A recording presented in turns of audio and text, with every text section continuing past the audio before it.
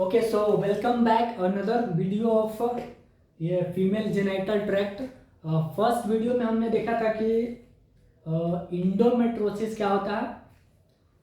ये वाला वीडियो में क्या पढ़ेंगे, ये वाला वीडियो में हम लोग पढ़ेंगे इंडोमेट्रियल हाइपरप्लेसिया। इंडोमेट्रियल हाइपरप्लेसिया, ठीक है, इंडोमेट्रियल हाइपरप्लेसिया।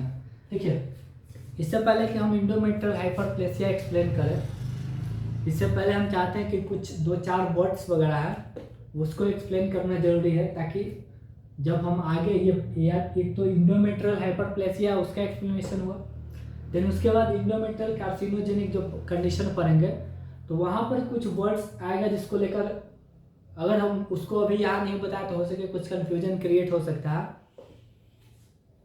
तो पहले इसको डील करते हैं। क्या कौन कौन सा वर्ड दिया बोल रहे हैं, ऐसे बोल रहे हैं जैसे बहुत बड़ा एकदम भयंकर हो चीज़ होने वाला है ऐसा कुछ नहीं है। सो एक तो हाइपरप्लेसिया हो गया, ये सब हमको पता है, ठीक है, कोई बात नहीं।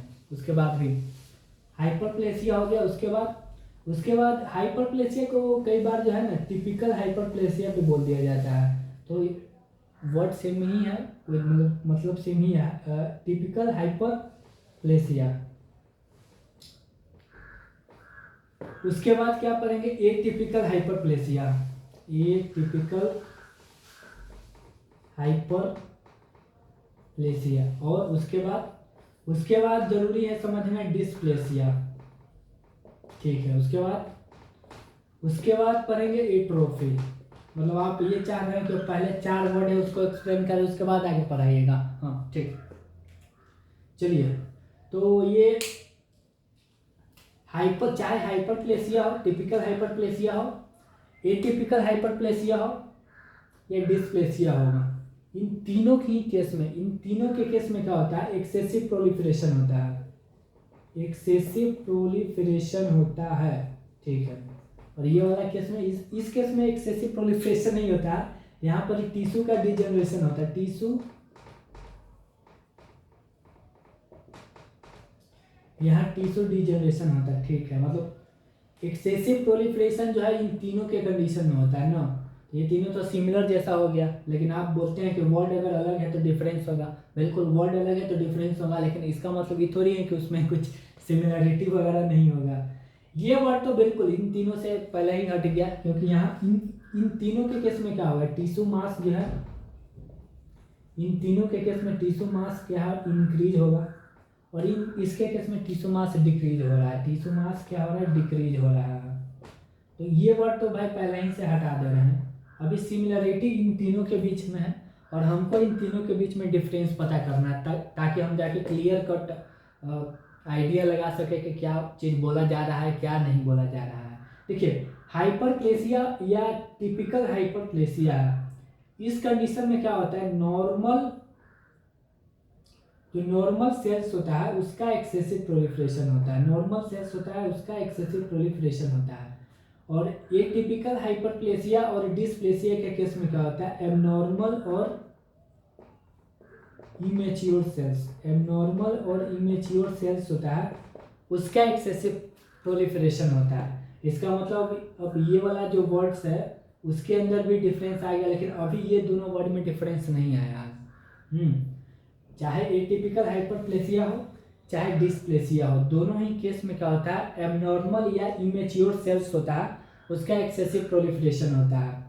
हाइपरप्लेसिया के केस में नॉर्मल सेल्स होता है, उसका एक्सेसिव प्रोलिफरेशन होता है। मतलब अब हमको डिफरेंस ये बताना है कि एटिपिकल हाइपरप्लेसिया और ये जो डिस्प्लेसिया है इनके बीच क्या डिफरेंस है, क्योंकि अभी तक तो आपने बोला कि दोनों के केस में एबनॉर्मल सेल्स का एक्सेसिव प्रोलिफरेशन होता है, तो कुछ ना कुछ तो डिफरेंस होगा। वर्ड अलग है, इसका मतलब डिफरेंस होता है। बिल्कुल डिफरेंस ये है कि ये जो डिस्प्लेसिया जो है ना, डिस्प्लेसिया वाला जो है वो क्या है, advance stage of pre cancerous cell stage. चाहे टिपिकल हाइपरप्लेसिया हो चाहे डिस्प्लेसिया, दोनों क्या है, प्री कैंसरस सेल स्टेज है। Hyperplasia pre cancerous cell stage नहीं है। एटिपिकल हाइपरप्लेसिया और डिस्प्लेसिया ये दोनों प्री कैंसरस सेल स्टेज है, लेकिन जो डिस्प्लेसिया होता है, dysplasia is more advance pre cancerous stage as compare to atypical hyperplasia. मतलब आप ये कहना चाह रहे हैं कि पहले एटिपिकल हाइपरप्लेसिया होगा एंड देन ये एटिपिकल हाइपरप्लेसिया जो है डिस्प्लेसिया में बदल जाता है। हाँ, ये बोलना चाह रहे हैं, पहले एटिपिकल हाइपरप्लेसिया होगा, देन एटिपिकल हाइपरप्लेसिया के अंदर और ज़्यादा एबनॉर्मलिटी होगी, देन उसके बाद ये क्या होगा, डिस्प्लेसिया वाले कंडीशन में चेंज हो जाएगा। चलिए, ये कुछ बेसिक वर्ड थे। अब मूव कर सकते हैं हम लोग किसके ऊपर, इंडोमेट्रियल हाइपरप्लेसिया क्या होता है। ठीक है, बोर्ड को इरेज कर दिया जाए और क्या हो। चलिए, तो डिफिनेशन लिखते हैं भाई। इंडोमेट्रियल हाइपरप्लेसिया जो है इसको बोलते क्या है। तो अभी मैंने आपको बोला कि हाइपरप्लेसिया इसका मतलब एक्सेसिव प्रोलिफरेशन होगा। देखिए, इंडोमेट्रियल हाइपरप्लेसिया के अंदर क्या होता है, it is excessive proliferation, it is excessive proliferation of normal या abnormal इंडोमेट्रियल टिश्यू। अभी तो आप बोले कि भाई हाइपरप्लेसिया के केस में नॉर्मल सेल्स होता है उसका एक्सेसिव प्रोलिफरेशन होता है, फिर ये एबनॉर्मल क्यों बोले। एटिपिकल हाइपरप्लेसिया भी तो होता है ना। अगर टिपिकल, अगर नॉर्मल, देखिए अगर नॉर्मल सेल्स है उसका एक्सेसिव प्रोलिफरेशन हो रहा है तो हम बोलेंगे कि टिपिकल हाइपरप्लेसिया है, ये टिपिकल हाइपरप्लेसिया वाली कंडीशन है। और अगर एबनॉर्मल सेल्स है उसका एक्सेसिव प्रोलिफरेशन होगा तो बोलेंगे कि ये एटिपिकल हाइपरप्लेसिया है। ओके, अच्छा, ये बोलना चाह रहे हैं, इसलिए डिफिनेशन में नॉर्मल और एबनॉर्मल दोनों लिखे हैं। हाँ, ये बोलना चाह रहे हैं। तो इंडोमेट्रियल हाइपरप्लेसिया का डिफिनेशन क्या होगा, it is the excessive proliferation of normal और abnormal endometrial tissue. Endometrial tissue के अंदर क्या, इंडोमेट्रियल टिश्यू के अंदर क्या हो जाता है, ग्लैंड्स आ जाएंगे एंड स्ट्रोमा आ जाते हैं। मतलब आप ये बोलना चाह रहे हैं कि इंडोमेट्रियल हाइपरप्लेसिया के केस में ग्लैंडुलर टिश्यू है उसका एक्सेसिव प्रोलिफरेशन होता है और स्ट्रोमल टिश्यू होता है उसका एक्सेसिव प्रोलिफरेशन होता है। हाँ, ये बोलना चाह रहे हैं। इंडोमेट्रियल टिश्यू के अंदर एक ग्लैंड्स आएंगे, दूसरा स्ट्रोमा आएंगे। तो हाइपरप्लेसिया के कंडीशन में क्या होता है कि ग्लैंडुलर टिश्यू और स्ट्रोमल टिश्यू इन दोनों का एक्सेसिव प्रोलिफरेशन होता है। अगर नॉर्मल ग्लैंडुलर और स्ट्रोमल टिश्यू है उसमें अगर एक्सेसिव प्रोलिफरेशन दिख रहा है तो बोलेंगे कि टिपिकल इंडोमेट्रियल हाइपरप्लेसिया है। और अगर एबनॉर्मल सेल्स है उसका एक्सेसिव प्रोलिफरेशन हो रहा है तो बोलेंगे कि एबनॉर्मल इंडोमेट्रियल हाइपरप्लेसिया। यहाँ इंडोमेट्रियल वर्ड लिखना भूल गया है, समझ लीजिएगा। इंडोमेट्रियल है उसके लिए यूज किया गया है। ठीक है, चलिए इसके बाद देखिए, जब आप मेल वाला मतलब जेनेटर सिस्टम पढ़ेंगे तो वहाँ एक चीज़ और आपको पढ़ने को मिलेगा, विनाइन प्रोस्टेटिक हाइपरप्लेसिया। विनाइन प्रोस्टेटिक हाइपरप्लेसिया फीमेल के अंदर इंडोमेट्रियल जैसे हाइपरप्लेसिया होता है, मेल के अंदर विनाइन प्रोस्टेटिक हाइपरप्लेसिया होता है। लेकिन यहाँ पर एक डिफरेंस ये होता है कि जो इंडोमेट्रियल हाइपरप्लेसिया होता है, इंडोमेट्रियल हाइपरप्लेसिया में क्या हो जाता है कि जो ग्लैंडुलर टिश्यू का एक्सेसिव प्रोलिफरेशन होता है as compare to stromal tissue. आप ये बोलना चाह रहे हैं कि इंडोमेट्रियल हाइपरप्लेसिया होता है उसमें जो ग्लैंडुलर टिश्यू है उसका प्रोलिफरेशन ज़्यादा होता है as compare to stromal tissue.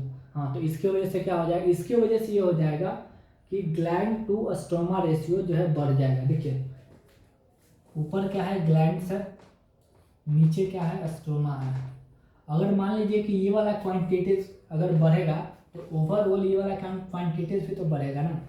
अगर न्यूमरेटर अगर बढ़ रहा है तो वैसी बात है कि जो ओवरऑल फ्रैक्शन है उसका वैल्यू बढ़ जाएगा। तो इंडोमेट्रियल हाइपरप्लेसिया के अंदर यही होता है, ये जो ग्लैंडुलर टिश्यू होता है वो स्ट्रोमल टिश्यू के कंपैरिजन में ज़्यादा प्रोलिफरेट करता है। तो इसकी वजह से क्या होता है, ग्लैंड टू स्ट्रोमा रेशियो है वो बढ़ जाता है। विनाइन प्रोस्टेटिक हाइपरप्लेसिया के केस में यहाँ ये वाला कंडीशन नहीं होता है। वहाँ पर एक ग्लैंड टू स्ट्रोमा रेशियो, जिस रेशियो में ग्लैंड्स का एक्सेसिव प्रोलिफरेशन होता है, सेम रेशियो में स्ट्रोमल जो है उसका भी एक्सेसिव प्रोलिफरेशन होता है। इसकी वजह से इस वजह से बिनाइन प्रोस्टेटिक हाइपरप्लेसिया वाले कंडीशन में ग्लैंड टू स्ट्रोमल रेशियो बढ़ता हुआ दिखाई नहीं देता है। इंडोमेट्रियल हाइपरप्लेसिया में क्या होता है, ग्लैंड टू स्ट्रोमल रेशियो बढ़ेगा। बिनाइन प्रोस्टेटिक हाइपरप्लेसिया में ग्लैंड टू स्ट्रोमल रेशियो नहीं बढ़ेगा। चलिए ये आउटकम हुआ इंडोमेट्रियल हाइपरप्लेसिया का। चलिए ग्लैंड टू स्ट्रोमल रेशियो बढ़ जाने की वजह से क्या होता है, ग्लैंड टू स्ट्रोमल रेशियो बढ़ जाने की वजह से माइक्रोस्कोपी के दौरान जब ये इंडोमेट्रियल हाइपरप्लास्टिक टिश्यू को आप देखेंगे तो ग्लैंड्स ज़्यादा दिखेंगे, स्ट्रोमा कम दिखेंगे, यही होगा। ठीक है, तो इसका कारण क्या है, इडियोपैथोजेनेसिस क्या है। अब हम लोग पढ़ेंगे इसका इडियोपैथोजेनेसिस, क्या कारण है भाई। इडियोपैथोजेनेसिस देखिए, इंडोमेट्रियम है उसका एक्सेसिव प्रोलिफरेशन के लिए कौन सा रिस्पॉन्सिबल होता है। इंडोमेट्रियम का एक्सेसिव मतलब एक्सेसिव बात करते हैं, पहले नॉर्मल मेंस्ट्रुअल साइकिल है उस पर बात करते हैं। इंडोमेट्रियल का जो प्रोलिफरेशन होता है उसके लिए कौन सा हार्मोन रिस्पॉन्सिबल होता है, एस्ट्रोजन हार्मोन। तो मतलब अगर एस्ट्रोजन हार्मोन्स का लेवल अगर बढ़ जाएगा तो इंडोमेट्रियल का प्रोलिफरेशन भी बढ़ जाएगा। तो एक फैक्टर तो ये हो गया कि हाइपर एस्ट्रोजेनिज्म, एक फैक्टर क्या हो गया, हाइपर एस्ट्रोजेनिज्म। अच्छा, एक और फैक्टर क्या हो सकता है, एक और फैक्टर ये हो सकता है कि म्यूटेशन वगैरह हो जाए ना। अगर म्यूटेशन वगैरह हो जाता है तो उस कंडीशन में भी क्या होता है, ये टिपिकल हाइपरप्लेसिया वाला कंडीशन हो जाएगा। तो उसकी वजह से इंडोमेट्रियल की जो लाइनिंग है, मतलब इंडोमेट्रियल का प्रोलिफरेशन जो है वो बढ़ जाएगा। मोस्ट कॉमनली जो है वो P10 जो कि एक ट्यूमर सप्रेसर जीन है उसमें म्यूटेशन देखने को मिला गया जब स्टडी वगैरह किया गया था। चलिए, ये हाइपर एस्ट्रोजेनिज्म की वजह से इंडोमेट्रियल हाइपरप्लेसिया होता है, लेकिन ये हाइपर एस्ट्रोजेनिज्म है वो वाला कंडीशन क्यों होता है, उसका एक कारण तो ये है कि ग्रेनुलोसा सेल्स ट्यूमर, अगर किसी फीमेल्स को ग्रेनुलोसा सेल्स ट्यूमर हो गया, ग्रेनुलोसा सेल्स क्या होता है, एस्ट्रोजन सिक्रेटिंग सेल्स होता है। तो अगर ट्यूमर हो जाएगा तो वो सेल्स क्या होगा, एस्ट्रोजन एक्सेस क्वांटिटीज में रिलीज करेगा। अच्छा, ग्रेनुलोसा सेल्स ट्यूमर होगा और क्या हो जाएगा, और हार्मोनल थेरेपी, अगर एस्ट्रोजन हार्मोनल थेरेपी अगर आप करते हैं तो उसकी वजह से भी क्या होगा, हाइपर एस्ट्रोजेनिज्म की कंडीशन हो जाएगी। और कुछ चीज़ होता है क्या, एक चीज़ और, ओबेसिटी वगैरह होता है। ओबेसिटी की वजह से क्यों हो जाता है भाई हाइपर एस्ट्रोजेनिज्म, ओबेसिटी के दौरान क्या होता है, एडिपोज टिश्यू जो होता है वो बॉडी के अंदर एक्सेस होता है, और ये जो एडिपोज टिश्यू होता है ना, they are responsible for formation of oestrogen hormone. तो अगर बॉडी के अंदर एडिपोज टिश्यू, अगर बॉडी के अंदर एडिपोज टिश्यू अगर ज़्यादा हो गया तो क्या होगा, एस्ट्रोजन बढ़ जाएगा। पानी वगैरह पीने दे दिया, बोलते बोलते हाथ खराब हो जाता है।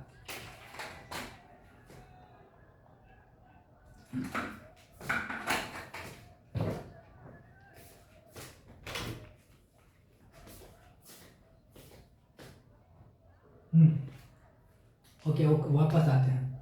हाइपर एस्ट्रोजेनिज्म की कंडीशन किसकी वजह से होता है, ग्रेनुलोसा सेल्स ट्यूमर है उसकी वजह से हो सकता है, एस्ट्रोजन थेरेपी करेंगे उसकी वजह से हो सकता है, और ओबेसिटी की वजह से होता है। ठीक है, हाइपर एस्ट्रोजेनिज्म। उसके बाद P10 म्यूटेशन वगैरह हो गया उसकी वजह से भी क्या हो सकता है, मतलब इंडोमेट्रियल का एक्सेसिव प्रोलिफरेशन होना स्टार्ट हो जाएगा। तो जब इंडोमेट्रियल का एक्सेसिव प्रोलिफरेशन होना स्टार्ट हो जाएगा तो उसकी वजह से क्या होगा, जरा वो समझते हैं हम।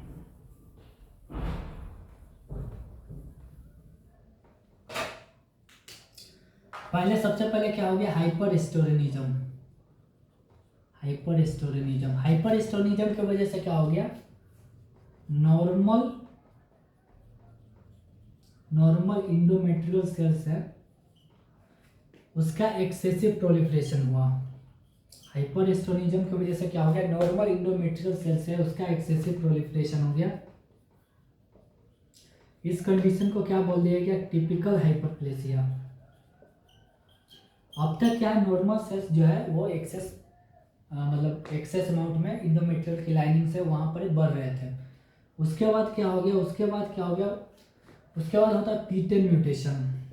P10 mutation tumour suppressor gene है, वहाँ पर म्यूटेशन हो गया। तो P10 म्यूटेशन की वजह से क्या हो गया, P10 म्यूटेशन की वजह से अगेन जो प्रोलिफरेशन रेट है वो बढ़ गया, किसका, नॉर्मल सेल्स का, normal endometrial cells, normal endometrial cells का प्रोलिफरेशन रेट जो है बढ़ गया। अब तक भी इसको क्या बोलेंगे, टिपिकल हाइपरप्लेसिया की कैटेगरी में रखते हैं। लेकिन इसके बाद अगेन जब म्यूटेशन हो गया, जैसे कि केरास एक प्रोटोऑन्कोजीन है, वहाँ पर भी अगर म्यूटेशन वगैरह हो जाता है तो वहाँ पर म्यूटेशन होने की वजह से क्या होगा, अब एबनॉर्मल सेल्स है, एबनॉर्मल इंडोमेट्रियल सेल्स है, एबनॉर्मल इंडोमेट्रियल सेल्स है, उसका एक्सेसिव प्रोलिफरेशन हो जाएगा। तो जब एबनॉर्मल इंडोमेट्रियल सेल्स है उसका एक्सेसिव प्रोलिफरेशन होगा, कंडीशन को बोल देंगे एटिपिकल हाइपरप्लेसिया। देन अगेन इसके बाद अगर फिर से म्यूटेशन होता है, जैसे कि PI3 के जीन है, वहाँ पर म्यूटेशन हो जाएगा, तो ये जो एटिपिकल हाइपरप्लेसिया है वो कन्वर्ट हो जाएगा डिस्प्लेसिया में। इसलिए वाला वर्ड मैं पहले एक्सप्लेन किया था, अब हमको यहाँ एक्सप्लेन करना पड़ता है कि यार इंडोमेट्रियल हाइपरप्लेसिया क्या होता है, एटिपिकल हाइपरप्लेसिया क्या होता है, डिस्प्लेसिया क्या हो गया। फिर म्यूटेशन हो गया, फिर क्या हो गया, फिर से म्यूटेशन हो गया, फिर से म्यूटेशन हो गया, तो उसके बाद क्या हो जाएगा, अब ये इंडोमेट्रियल एडिनोकार्सिनोमा में कन्वर्ट हो जाएगा। मतलब ये मैं बोलना चाह रहा हूँ कि इंडोमेट्रियल हाइपरप्लेसिया अगर हुआ है और वो इंडोमेट्रियल हाइपरप्लेसिया कंसेक्यूटिव म्यूटेशन अगर होगा, इंडोमेट्रियल हाइपरप्लेसिया में अगर कंसेक्यूटिव म्यूटेशन होता चला गया तो ये क्या हो जाएगा, कैंसरस कंडीशन में बदल जाएगा। सबसे पहले तो क्या हो गया, हाइपरएस्ट्रोनिज्म की कंडीशन है, उसके वजह से इंडोमेट्रियल की प्रोलिफरेशन होगा। देन उसके बाद क्या हो गया, P10 म्यूटेशन हो गया, P10 म्यूटेशन के बाद फिर केरास हो गया, वो म्यूटेशन हो गया। देन PI3 के जीन उसका हो गया, फिर P53 जीन उसका म्यूटेशन हो गया। तो ये क्या हो गया, कंसेक्यूटिव म्यूटेशन की वजह से क्या हो गया, endometrial hyperplasia will convert into adenocarcinoma condition. Okay ठीक है, तो ये एक ओवरव्यू हुआ कि किस तरह से इंडोमेट्रियल हाइपरप्लेसिया जो है वो कन्वर्ट हो जाता है कार्सिनोजेनिक्स कंडीशन में। एक अभी तक थोड़ा कुछ क्लिनिकल सिम्टम्स वगैरह है उस पर बात कर लिया जाए कि इसकी वजह से हो क्या रहा है।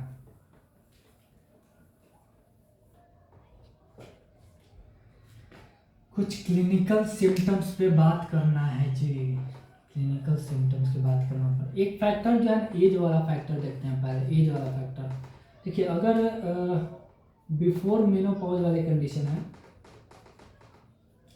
बिफोर मेनोपॉज वाली कंडीशन है, तो मेनोपॉज से पहले इंडोमेट्रियल हाइपरप्लेसिया जो है उसका दो कारण हो सकता है, एक तो हाइपरएस्ट्रोजेनिज्म है वो हो सकता है, दूसरा क्या हो गया, म्यूटेशन हो सकता है, P10 म्यूटेशन। लेकिन पोस्ट मेनोपॉजल कंडीशन है, पोस्ट मेनोपॉजल वाली कंडीशन है, वहाँ पोस्ट मेनोपॉज में तो एस्ट्रोजन रहेगा ही नहीं, तो वहाँ पर जो हाइपरप्लेसिया की जो कंडीशन होती है वो P10 म्यूटेशन होते हैं वो होती है। इसका मतलब मैं ये बोलना चाह रहा हूँ कि मान लीजिए आप डॉक्टर बनेंगे, डॉक्टर ऑब्वियसली बनेंगे ही, तो जब आपके पास कोई पेशेंट आते हैं और जिनका एज वगैरह जो है वो लगता है कि 45 ईयर्स है और एक एवरेज एज जो होता है मेनोपॉज का वो 45 ईयर्स होता है, तो अगर कोई लेडीज़ वगैरह आते हैं उनका एज 45 ईयर्स से कम है और आपने क्या किया कि लेप्रोस्कोपिक वगैरह जो है उससे पता किया वगैरह, अल्ट्रासोनोग्राफी वगैरह जो भी करके किया गया उसमें पता किया कि इंडोमेट्रियल जो है, इंडोमेट्रियल की जो थिकनिंग है वो बढ़ जाती है। कई बार ये थिकनिंग जो है 20 to 30 मिलीमीटर वगैरह ऐसा होती है, और कई बार पूरे का पूरा यूटेरिन कैविटी है उसको भी ये पूरा कवर कर देता है। तो अगर एज वगैरह जो है वो 45 ईयर है उससे कम है, तो आप थिंक कर सकते हैं कि इनका जो इंडोमेट्रियल हाइपरप्लेसिया है उसका कारण या तो हाइपरएस्ट्रोनिज्म है वो हुआ होगा या P10 म्यूटेशन हो गया वो हुआ होगा। लेकिन अगर कोई फीमेल आती है जिनका 60-70 वगैरह इस तरह का एज है, तो वहाँ पर अगर इंडोमेट्रियल हाइपरप्लेसिया की कंडीशन देखने को मिल रही है, then we completely think that mutation, there is no reason for this hyperestrogenism. कोई पोस्ट मेनोपॉजल कंडीशन एस्ट्रोजन तो वो रिलीज होगा ही नहीं। तो ये जो है वो एक एज फैक्टर वगैरह है जिससे क्लिनिकल डायग्नोसिस किया जा सकता है कि जो पेशेंट आपके पास आए हैं वो किस कंडीशन में, क्या हाइपरस्टोनिज्म है उनकी वजह से हुआ है या म्यूटेशन वगैरह है उनकी वजह से हुआ। तो ये ओवरऑल बात हमने किया इंडोमेट्रियल हाइपरप्लेसिया का। इसके नेक्स्ट लेक्चर में इंडोमेट्रियल कार्सिनोमा है उसकी बात करेंगे। तब तक के लिए बाय।